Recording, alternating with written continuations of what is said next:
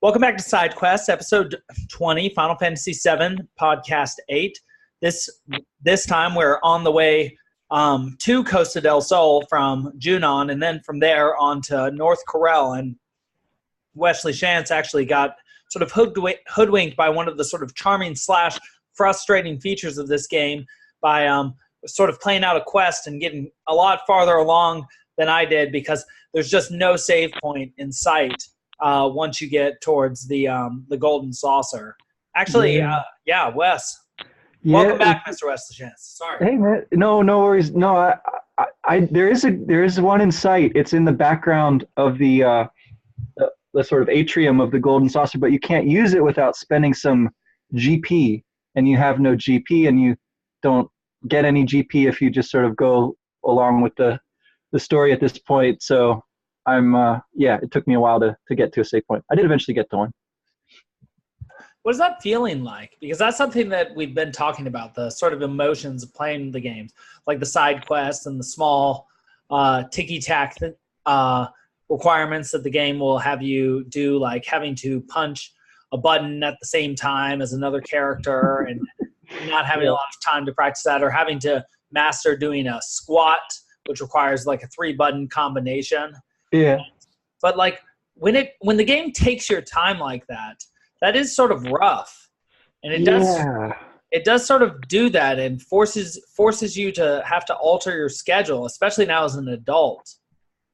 Yeah, this is something we should talk at more length about next time once you get there, so you can share your impressions as well, because there's a couple really interesting things that kind of go along those lines. Like, you meet Kate Sith, and he joins your party whether you want him to or not. It's like dramatizing that exact experience that you have of not being able to save the game, of being caught by the game. And then another image that springs to mind is as you're cast down into the prison down at the bottom of Golden Saucer in the desert, you're pinned by this kind of machine thing. And so it's like, again, sort of giving you an image for what the game has done to you for the past half hour or so, maybe, of you having to like go around Golden Saucer trying to figure out where you can save the game, if that's on your mind. I don't know, maybe you're captivated by this portion of the game and you're not thinking about that. But yeah, for me at least at this point in playing it again, and it was a little bit frustrating, I guess. Yeah, well, I'll certainly share my impressions when I get to that point, because I seem to recall that I'm sometimes easier to frustrate than you are, and so I'll definitely be forthcoming about my emotions there. So we had some major moments that happened and that we prefigured by speaking about last time, where we saw Sephiroth, but he floated up through a floor, and then he shot through us laterally and then up like a superhero, and with a flash of green, and then leaves Jenova, which is this sort of deformed figure of the feminine with purple and dark blue hues and one tentacle, so it's asymmetrical with sort of a woman's head there, and sort of a corrupting alien feminine influence.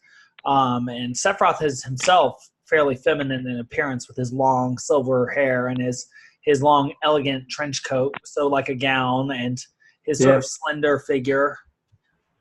Yeah, I guess I would say androgynous more than feminine, but yeah, I see what you're saying. And I thought that the presentation of the Jenova figure within the fight scene was kind of interesting too, because it, in a way, it mirrors the way that the sea monster that you fought down at the beach looked, because it's like above you, it's high up, and she shoots lasers down at you.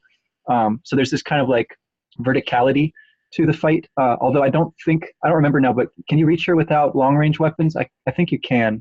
I think you can. And did you notice where her lasers were directed at on your anatomy, your character's anatomy? Now, I don't know if I can substantiate this, but I seem to recall that they were aimed at your head. And if they were aimed at your head, I can see how she represents their anomalous information that tries to break your world map apart by introducing something catastrophic like meteor into your world map. And so that's actually what happened to Sephiroth, right? that piece of anomalous information about Jenova, which wasn't even true necessarily, blew apart his image of himself and created a new image in which she was the positive mother rather than what she obviously is, which is the negative mother that blows people's maps apart. Yeah, the laser shooting dragon tentacle. Yes, yes, the snake in the garden that poisons the garden, the snake in the garden that bites Eurydice's heel, the snake in the garden that becomes the dragon of revelation. That she, yes, precisely. She is that which, the single diseased molecule that makes it in to the camp and spreads the plague. And I think what Sephiroth represents and what Cloud represents are the two paths one can take when presented with this information that can potentially shatter your world map or your story, and thus your character, and thus your mind, right? Your integrity, your personality.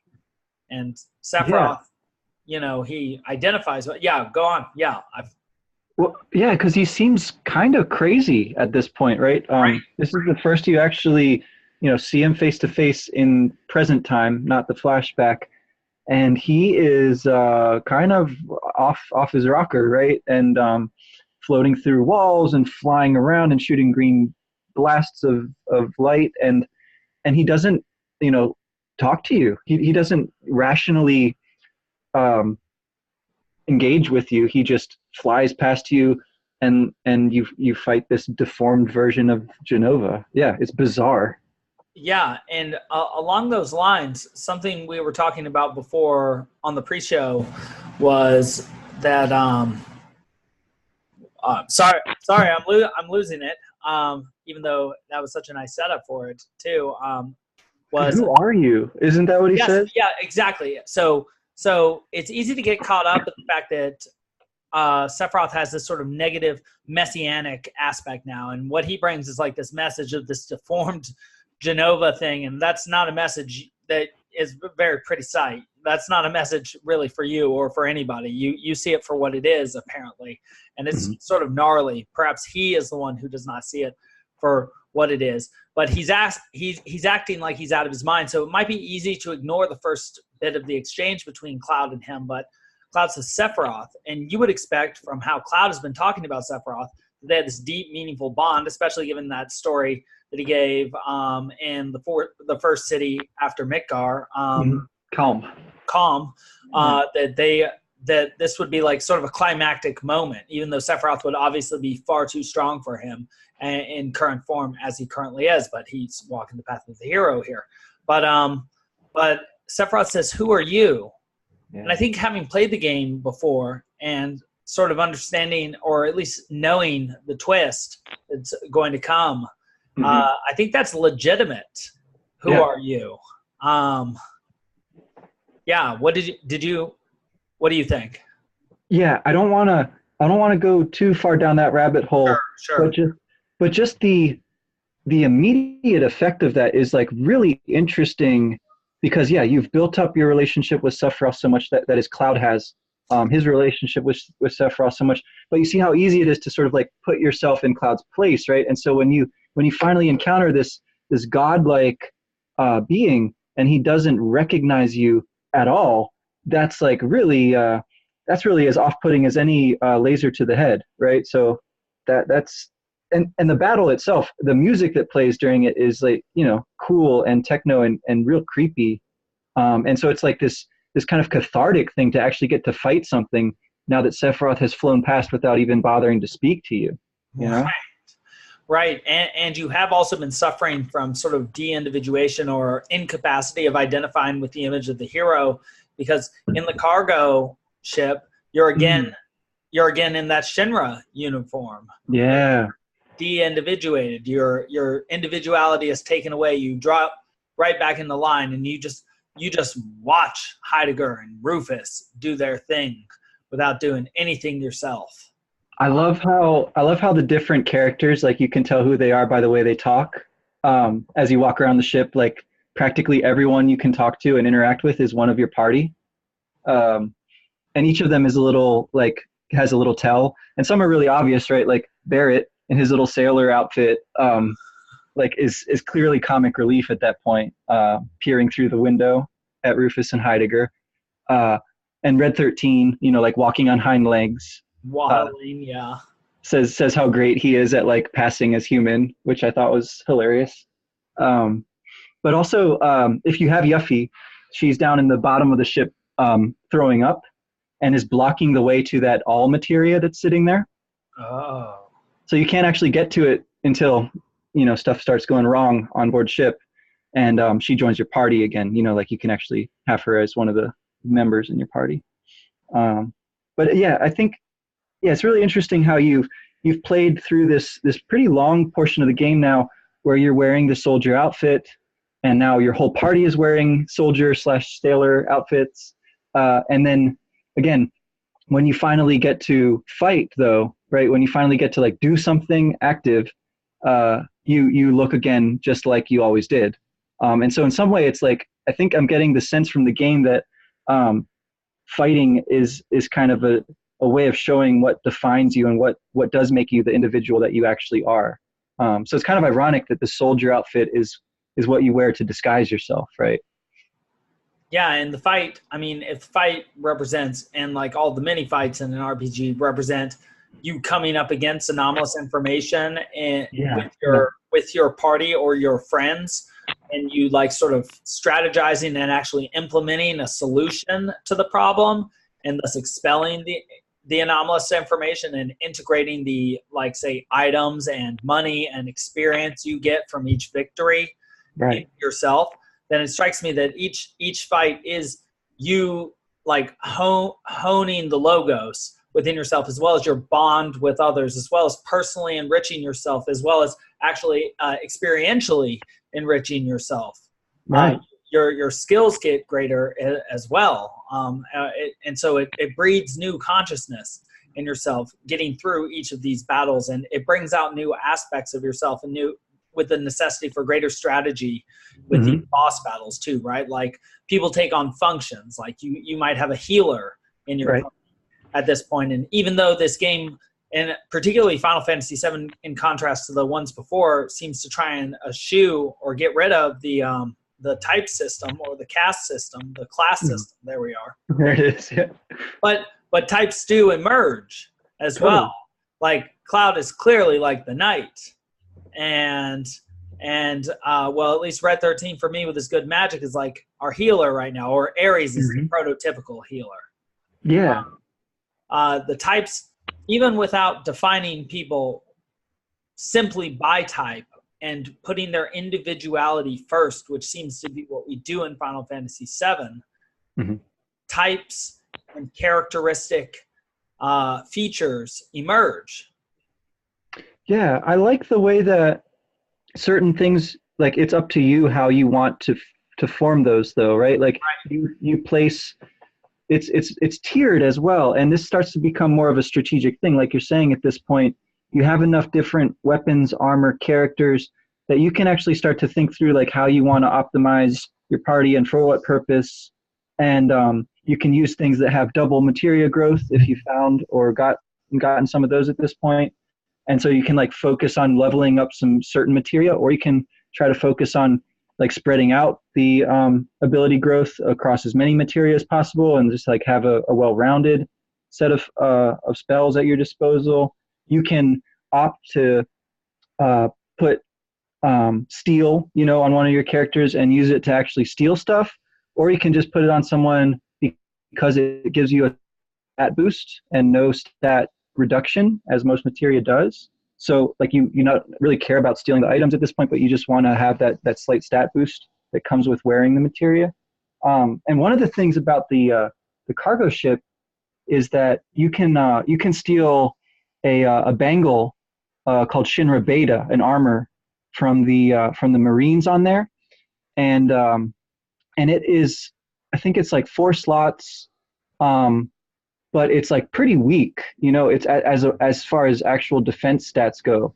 It might even lower your stats from what you're wearing at the time, but you can sort of like take that that good with the bad, that it gives you those extra slots to use. And so, it's interesting that's another example of you taking on the persona of the enemy, though, right? It's like that's part of the soldier outfit that you can actually keep wearing. It won't show up visually, but it will have an effect on your character in the battle. So I just think it's cool. It's cool. Yeah. Yeah, and that just makes me want to make a comment on the meta situation with the video game, that not only is your character being enriched by experience and the differentiated problems they have to solve in combat against new enemies, which they receive varying levels of skill and experience from, but so are you as a person controlling your character, having to work out more and more sophisticated solutions and put more and more and invest more and more time into a more sophisticated level of play as you progress through the game.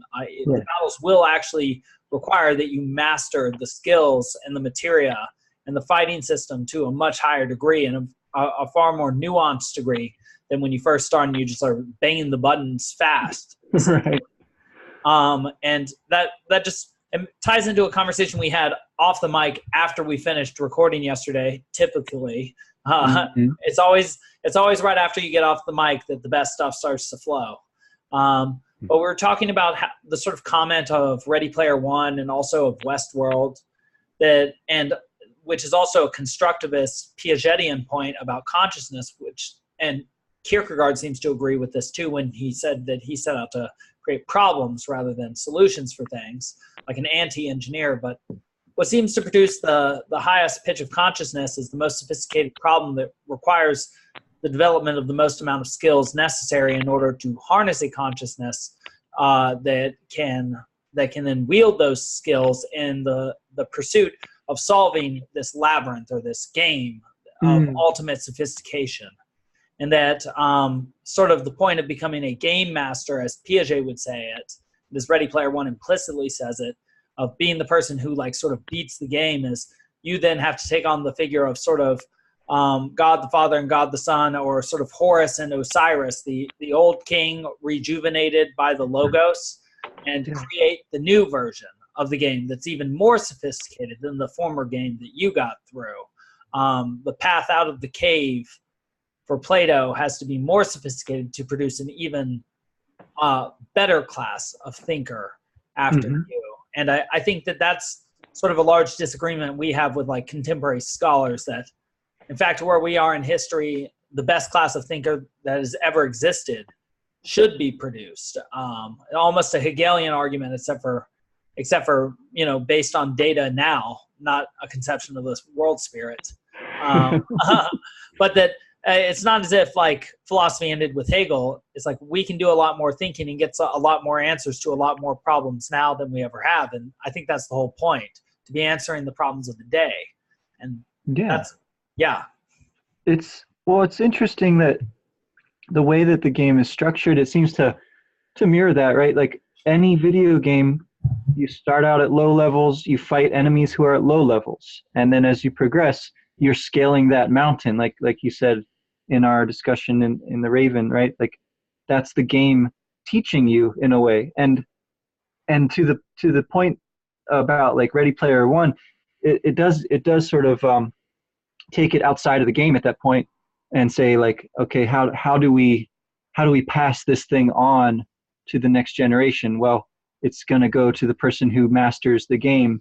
And that seems to be the point at which Final Fantasy and a lot of the more conventional RPGs kind of stop. Like they don't think about the next thing, because I think that's part of what the meaning of the title, if it has a meaning, Final Fantasy, like you stop at the end of the game. There isn't that further step, except insofar as you, the player, think about it carefully enough, or like, maybe 20 years later start to think about, wait a minute, like what did I learn from playing this game? And then it suddenly dawns on you that there is this kind of bigger meta thing going on as you're playing the game, where you are actually honing your critical thinking ability, or at least your ability to think about things from a different perspective. And I would like to make this comment too. I mean, especially as we attempt to become, invited panelists to NorwestCon, that part of the magic of this sort of video game is precisely the time at which you play it in your life. If it's during an imprinting phase, as it was with us during like our 13, 14 years, our 7th and 8th and 9th grades, then the impact this game is going to have on forming our character by our story identifying and imitating the story of this game, and thus problem solving in the service of pursuing this narrative so that we can continue to imitate it, it's going to be far more profound than the impact this game is going to have on us when we're in our 30s. Absolutely. Again, because it's no longer forming us in the same way. We are far more formed. We're far more nuanced. Just use that word a million times today. But we really are. And it's I don't think that anything will ever have the same sort of wedding or like holy marriage impact on us as the stories that we learned in our adolescence and early childhood. And that is part of why we are going back to analyze them now. And then I think that's a really interesting problem in its own right, isn't it? Like the problem, at least for me, then becomes, so as a teacher, teaching kids who are at that age, and I'm sure like Oscar has a lot of thoughts on this too, if he can be found and dredged back up to talk on the podcast, right? Like, then you have like a really important responsibility insofar as you're able to shape, guide, mentor kids who are at that age, right? And sort of like put in their way the sorts of obstacles, the sorts of challenges, the sorts of helps, if that's what they need, to really imprint the best possible stuff that they need to get at that point. Right, and not miss out on some great experiences. Right. I think that's the problem with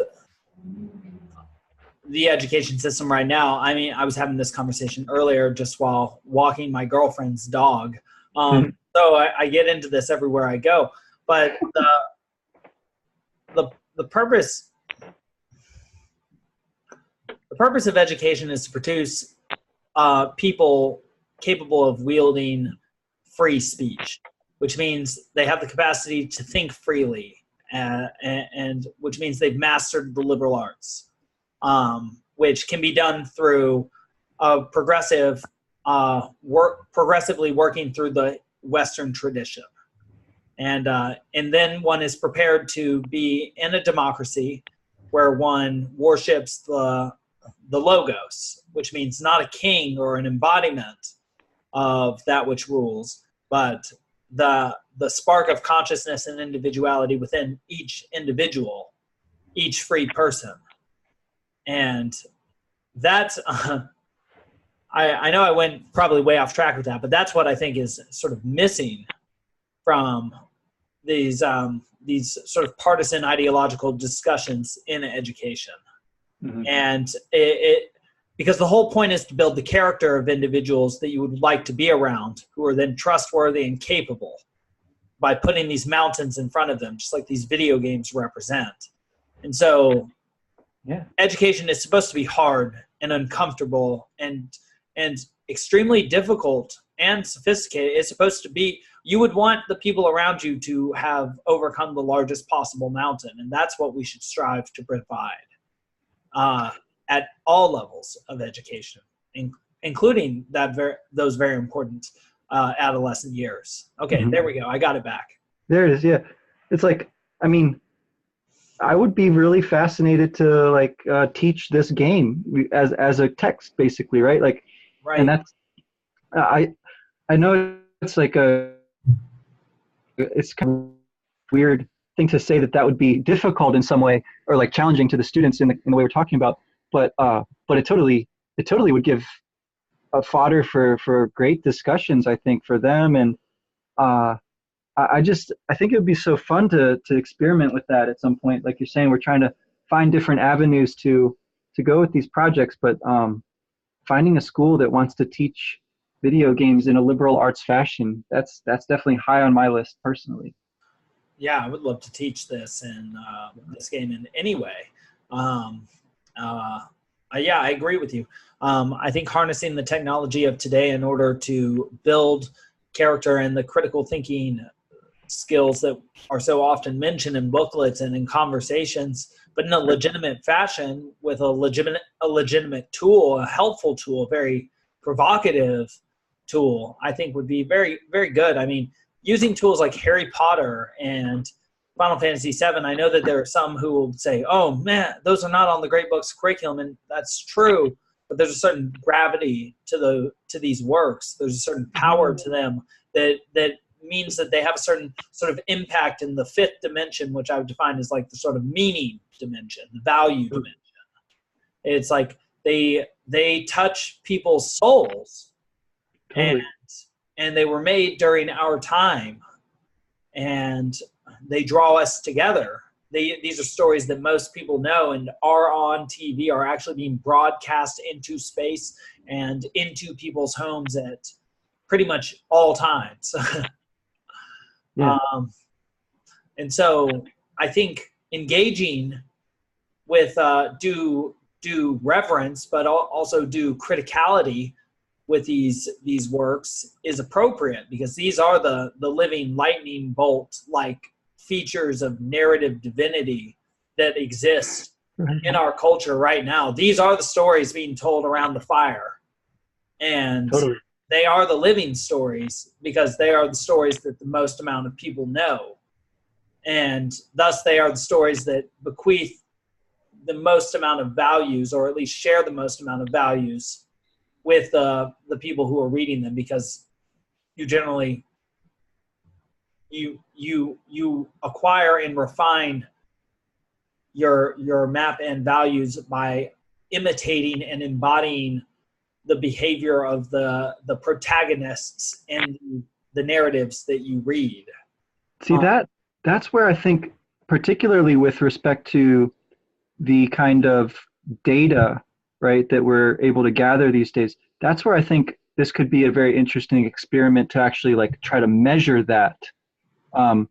And obviously there's lots of anecdotal things that you can say to the argument, like these experiences build character, in a word, right? But then where you would want to gather data about that would be by actually like running the experiment, right? Like teaching a class with these kids, playing this game or reading Harry Potter or, you know, XYZ, but then have some kind of writing or other measure that goes along with it to assess, essentially, and like check in with those kids 20 years later and see what they're doing and how big an impact they think the game had on them. And just, I think that would be so interesting. A really long-term kind of experimental approach to give some data to the claims that we're trying to experiment with here. Well, you know, funny that you say that, because right as you're saying we should acquire some of this data and produce some of this data that would be so helpful to our understanding of the human condition, we run into Hojo, the chief scientist of Shinra, Yes. who seemed to be pretty into his job, and also has a pretty big forehead and also two pretty oblong wisps of black hair that come out and up and then out and then dangle down in front of him in sort of an insect-like way, sort of like how Sephiroth's hair looks. He's like the past his prime Sephiroth, totally. Yeah, and we find him on a beach with a couple girls, of all people, and he's willing to talk to you as if you were not the man, like experimenting with Red 13, trying to get him to either attack or mate with Ares, was it? Yeah. And I guess Costa del Sol is just like, what, New Orleans, some cool place, laissez-faire, let it all go, you know? And what happens in Costa del Sol stays in Costa del Sol. Yeah, what happens in Costa del Sol stays in Costa del Sol, indeed.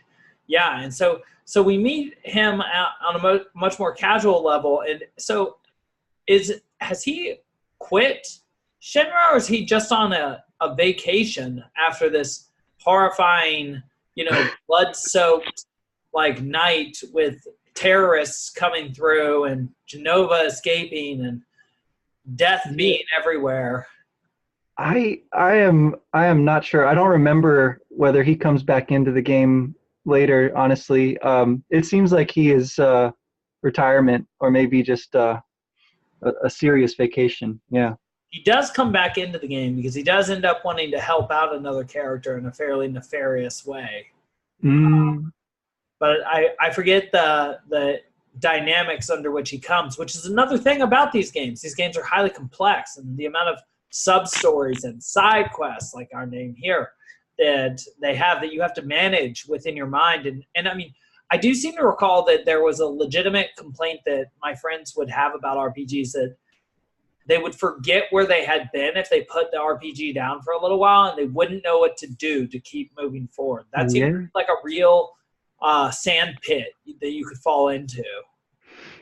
Yeah, I've definitely experienced the something like that, where you get to a certain point in the game and it's actually like I lose motivation to keep going, because I know what I have to do next and I don't want to do it.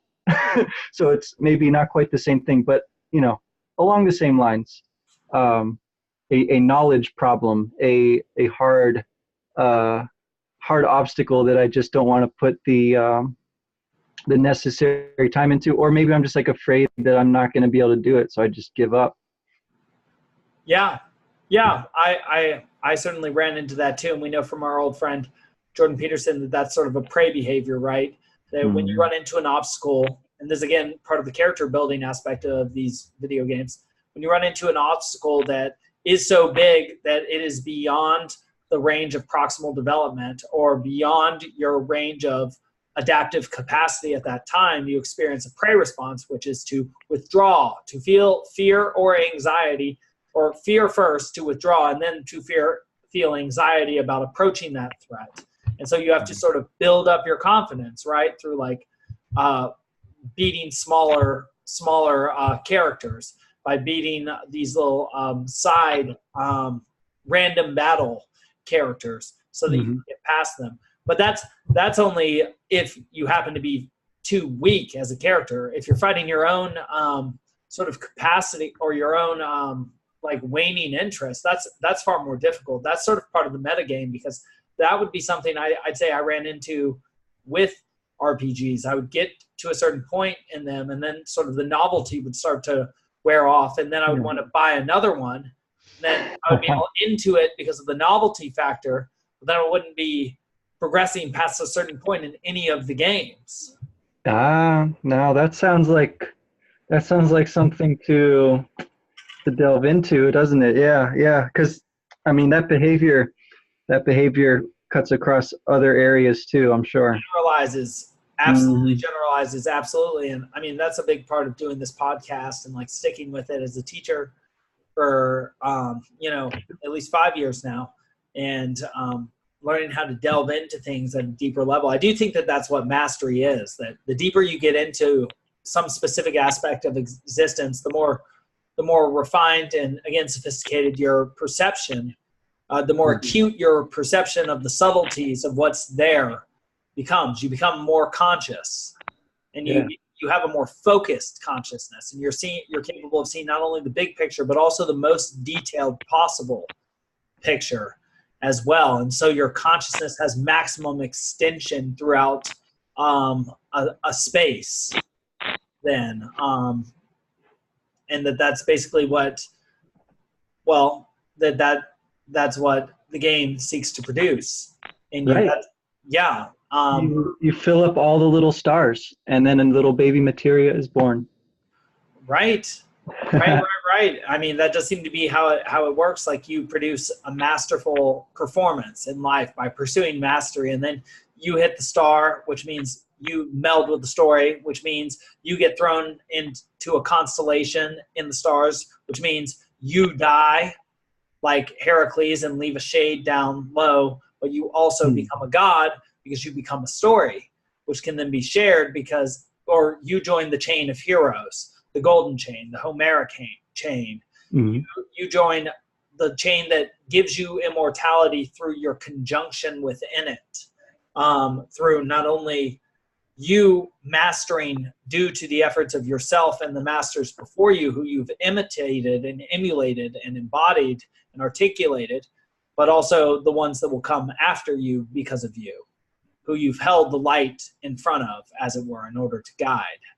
And just to tie that back to the sort of notion that the point of the game is for the student to become the master, who then enables the next student to become an even better master. That seems to be sort of our answer to the fact that we're mortal, honestly speaking. Mm-hmm. That's sort of like the production of the magical kingdom that you see at the beginning of all Walt Disney movies. That's the production of the kingdom of heaven, or the New Jerusalem. That so long as we are passing on our art or our capability of dealing with more and more sophisticated and difficult problems, the better it is for our species. I mean, I guess that would be the great mythology of a species, right? Keep going and doing better. I think that is at least borne out a little bit in the imagery of the game so far. Something I was thinking about with respect to this was how much time is spent sort of stuck in Midgar, right? I think we've talked about this before. And it's clearly like a calcified, tyrannical tree, right? The tree that doesn't bear fruit or something like that, right? And it's failing at that larger species-wide mythology, so to speak, until the old king is killed, the new king comes in, and he's very dynamic. And now suddenly you're on this pace where you pass through town after town very quickly, like maybe a half hour or so spent in each of these new locations, if that. And so it's the pacing of the game is very strange in a way, but sort of fitting to go into the thematic sense of it, that you're really like, now that you're free of the order that had been like holding you in for so long, you've got this powerful tension in the bow, right? Like you're moving really quickly from place to place and chasing this thing, which is, super dangerous, ghostly, haunting, right? The Sephiroth character. And you're like, I don't know, I spent maybe 15 minutes in Costa del Sol compared to those 6 hours in Midgar. Right. It's almost like how once you've done or faced an anomaly the first time, you've mapped so much of it that you then have memory of it, that you can then progress through that situation much faster the next time you see it. Mm-hmm. So the first time you leave home, it's a big effing deal. Like, very sad, lots of emotion dysregulated, a lot of behavioral patterns are going to be changed. But the second time you do it, after, say, you've come home from college for 2 or 3 months, then you're going off to your sophomore year, it's much less big of a deal. And you can do it with less emotional upheaval. You can do it more efficiently and more like a business. And so that seems to be what's happening with Cloud and the party, that they're gaining speed, that they're adapting quicker to new situations. Whereas even just getting out of home for the first time seems so impossible. I think we're seeing just how important that first step actually is. That it really is the hardest step. And when Plato in the Laws has his Athenian stranger say that it's worth more than 50%, it seems true, because it's like we get through Calm, we get through Junon, then we get through Costa del Sol, then we get through North Corel, or I'm to North Corel, where I still want to talk about Barrett being blamed for everything a little bit, and that damn train, which I do remember from last time. I definitely biffed on, and there was a train in my corral for the rest of the game. Dang, I know. I'm going to make sure not to lose that this time around. That's why save points are crucial, right? You get to retry if you do mess it up. Yeah, exactly. And so I guess there were just a couple more things, because this was a short segment. We pass another Mako reactor, but we don't really deal with that. We we hear some baby birds chirping when we need to turn a lever. And what was the choice you made there, Wes? Did you leave them be, or did you fight them? I said, take the damn treasure. So did I, and I got those 10 Phoenix Downs, and I felt great about it. Nice. And it doesn't hurt the baby birds, right? They're still chirping away after the battle. They're fine. Yeah, they sound fine. I might have been their mom, might have been their dad, but that's nature what happened. And McDonald's sells a lot of chicken nuggets. I did really like the art aesthetic quality of this section of the game. Yes. This time through, there's that one bare branched tree up on the hilltop. Do you remember this? As you everything's very much like ascent descent in this section of the game. You climb up. I know it's like sunset, and you have that really prosaic long bridge descent and ascent. It is sort of poetry in landscape art. Yeah. Form. Yes. I thought there was something interesting going on with the roller coaster area too, right? Because or the train track, whatever, where you can fall. Well, you should fall because there's treasure down there. And as you fall, you like flap your wings, so that you're sort of like engaged in this daredevil behavior and stealing things from baby birds. And it's just like, it's very strange. It's very playful, I guess is the word for it, right? Like even the art stuff going on with the sun setting and all that, it strikes me as playful more so than like giving some kind of deep thematic heft to anything particular. I wonder, because I know that you are sort of a master of Earthbound now, and you talk a lot about Ito sort of poking fun at the player and giving him constant reminders of what he's doing and how he should feel. But I wonder to what extent this is sort of a reminder by the game developers to be having fun with this. You're in a different world after all. You're playing a game after all. To not just rush through this. And in fact, each one of the sort of, not only are the landscape scenes actual landscapes, but they're in landscape rather than portrait camera angles too, right? Mm-hmm. That's why landscape's called landscape. They're long angles. You run across the screen forever. They're very expansive, and so you get into many annoying random battles. And so rather than just breathtakingly taking in all this beauty and being like, man, this is a game that I'm playing that's so fun, it's like annoying because you're getting into all of these battles and you're not going from, it's not like a city where you're going from one place to another. You're going inside and outside. You're talking to people and getting information. Here, instead, you're getting sort of the information of the outdoors. You're getting into little anomalous scrapes. You're having to deal with them. And you're having to learn patience. And it's almost like the game saying, take some time to enjoy this portion of the game too. I mean, again, this is part of the game that this is part of what makes the experience that you'll be talking about for the rest of your life. So enjoy it. Yeah, it's very interesting too that you don't hear anything from Barrett until you actually get to the town also. So it's like that isn't hanging over your head. But then in hindsight, thinking about it from his perspective, like he's thinking about this, every step you take is bringing him closer to this like tragedy that occurred that's like buried in his past. And he doesn't let on about that at all. And so it's like you're having all this fun and then suddenly you're like, oh wait, this is where we are now. This is the place that this fun has brought us to. So it's a bit jarring, I guess, but it also permits you to kind of frolic around on the train tracks there.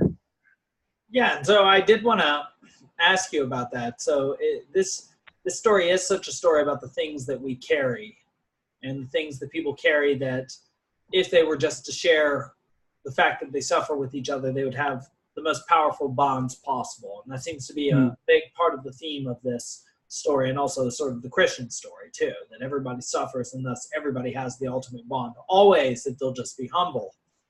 And but what is it that happens here. So Corel, when we get there, dump, major dump. It's like a crummy little coal mining town where you don't even know whether you're going to be able to buy anything of use. You immediately stereotype it like that because that's what it looks like. And everybody blames Barrett for some unnamed tragedy. He ruined this place, so he's a ruiner. He's a place ruiner. That's right. And he refuses to say more about it. So Wes, please tell me what he did. Oh, dude. Yeah, so you're about to get the flashback, and this is part of why I kept going, because I didn't want to have to go through the flashback again. So I didn't just turn the game off. I kept on until I found a save point. But yeah, basically, you see when Shinra came to town, right? And in the flashback, the town is maybe, I wouldn't say thriving, but like it looks like Calm or Nibelheim or any of the other peaceful, prosperous type towns that we see so far. And then the Shinra show up. I think it's Scarlet who's in the house, and they're talking about, should we allow Shinra to come in and build this reactor? There's a kind of interesting like socio-political thing going on with, this is a mining town, and the mine has been the lifeblood of the town, but this new energy source is around, so like maybe we got to move with the times. And Barrett is on board with it, but his best friend Dyne, D-Y-N-E, Dyne is very, very against it, right? He says, no, like we need to stick to the tradition of the town. I think he says something like our fathers, shed blood for this, and we can't give it up so easily. So there's further backstory that we mercifully don't hear more about just yet. So, but anyway, then he, Barrett persuades his friend to bow to the will of the rest of the people and like just go along with it. It's like this is a bitter necessity. And then sure enough, like the next scene cut in, there's just like flames, and they're not cool flames like the ones in Nibelheim. They're pretty soft, diaphanous, veiling flames that are kind of across the front of the screen. So I don't know whether they were rushed or whether it was an intentional thing to make it less graphic this time around. But you see like townspeople dying and the town's on fire, and everyone, I guess, blames Barrett even more than they blame Shinra. I guess that, again, like Shinra's energy source is so necessary that they need the scapegoat of Barrett instead to heap their blame upon. So how did it happen? Was it a Shinra accident, or did Dyne take his revenge? We get no further explanation that I recall, other than we said yes to Shinra and then the town burned down. Like I think that's it at this point. Yeah, I don't know what happened to Dyne. We don't yet see the catastrophic train sequence where you have to do something correctly or whatever. It doesn't happen just yet. All right, so I'm seeing elements of Cain and Abel, and that eventually leading to Tubal Cain and implements of war and war, conflict leading to war, and also Achilles and Agamemnon, and conflict between them leading to death in battle for the men that serve them, that are beneath them, and also for the sort of conflict that Paris of Troy presents by stealing the wife of Menelaus and thus bringing the might of the Greek, not even then called Greek people, called Argives, Achaeans, or Danaans, down on his people that would destroy him. That it is precisely these small conflicts between people, Dyne and Barrett, that become these ultimate like divisions or divisive conflicts within communities that then end up making the communities eat themselves or destroy themselves, as Dante would say about medieval Florence. Yeah. And so something interesting too, and I think I'm not sure where you'd like to close tonight, but probably we're at a pretty good spot as we are. But of the three summons we have right now, one is sort of a tricky summon that you happen to get, the Chocobo summon. Yeah. But there are two pretty archetypal ones. And so we talked a little bit about Shiva, the first one we get, which is an ice queen who has a long-range ice attack called Diamond Dust. Well, now after we defeat Jenova, we get Ifrit, which is about the most aggressive figure of the masculine possible. He's a dark brown sort of Gorgon from Zelda, looking creature with horns, 2 horns, and like a 6-pack, and he's on fire and rushes like a linebacker through a quarterback through the enemy. And what is the name of his movement? Hellfire, right? I think so. I haven't actually used it yet. Like I picked it up, I equipped it. It's gaining experience, but I haven't actually spent the MP to use it yet. And so we have this masculine, raw physical attack. This sort of primitive-looking masculine, because it's sort of this figure of Adam, and that he's stronger with sort of aggressive, like horns, like a goat, sort of like a demon as well. Oh yeah. Of course, with Hellfire image there, like he has the appropriate harnessing of the aggression within man, and it's curious to me that that's dropped by the Jenova battle. I don't know what to make of that, frankly. Right. And the Shiva one, equally curious, is sort of an Eve-like beautiful woman in that she's not wearing much more than a leaf. She's very sensual, sort of idealized figure of the feminine. Yeah. Whereas Afreed is like this ripped dude. She is like this curvy and buxom and beautiful lady, though of course very much pixelated. Though not so pixelated that you can't see her for what she's supposed to be. And so what do you think it means that these are essentially functionally the first 2 materia that you have? They're fire and ice. They're feminine. They're masculine. They're physical and close range. They're sort of magical and long range. Yeah. There are these contrasts between them.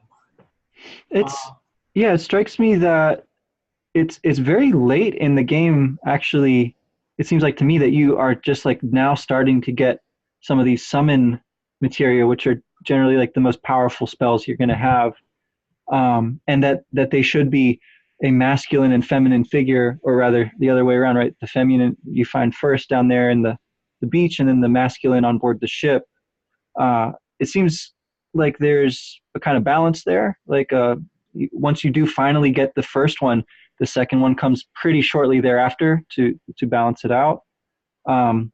It sets up a pretty clear hierarchy among the elements. Like generally, fire spells are a bit stronger than ice spells, or like tend to seem that way, at least to me. I don't know, but so then it's like the next one, if I remember right, is going to be the lightning guy, and so it's like, is that Tiamat? I think his name is Rama. Yeah, I haven't got him yet. I hope I haven't missed him. But anyway, it's like what starts as a cool individual thing, the feminine, right? Then you pick up the masculine, the fiery one, and there's a kind of balance there, right? So then there's like the question, okay, so what's going to happen next? Are these the only 2, right? No, of course not. There's going to be the further, stronger, like the old wise man, I think is what Rama kind of looks like.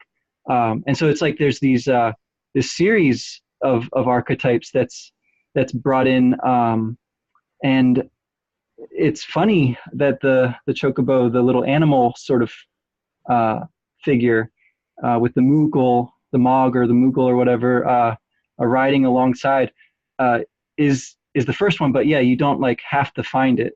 It's pretty obvious, but you might miss it. So it's cool. That is very interesting, because it's just to mention the Jungian archetypal sort of phylogenetic growth of consciousness. Yeah. One confronts the shadow first in one's life, which is like one's aggression and lust is represented by Afreed and partially by Shiva. But then if one is male, it confronts like the sort of generalized image of female than one has been imprinted with, and is also a characteristic shared with every man who's ever existed, as even going down the phylogenetic chain to, male creatures that are not humans, that we share like the sexual instinct with, right? So like to some extent, like we can watch like crabs trying to like chase females, and we're like, we understand that, crabs. We get where you're coming from. Right. And so I'm sorry, I'm forgetting my point because I'm talking about crabs, and I it's distracting, but I mean, it is interesting that the archetypal sexual libidinous thing going on here is like pretty in your face, right? Like that's of all the things that you might notice to like wonder about as symbols or something or themes, like that's pretty low hanging fruit. So it's like the game it's kind of inviting you to try to think through that a little bit. Yeah, I think to some extent it is also pandering to the sort of adolescent nature. Oh yeah, its customers there, but that's also revealing of their sort of level of development, that like they're so unsophisticated that they'll just stare at images. Though we do know from the work of Saigadam and Ogiogas that you are wired up as a male to respond to particular female physical visual cues, like ideal hip to waist ratio. That's just pre-programmed in. That's not something that a guy chooses. But the point I was making is that you encounter the shadow first, and then as a male, you encounter the anima, like Shiva.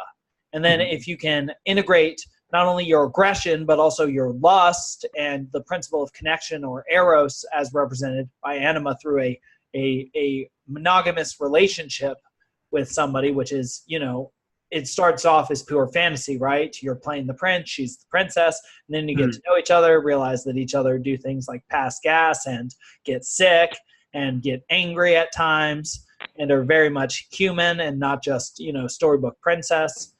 If you can integrate that information, then you encounter the old wise man as a man. That's like Dumbledore, Gandalf, or the figure of the wise king, or Mufasa after he dies and is in the clouds, or Zeus, or God the Father.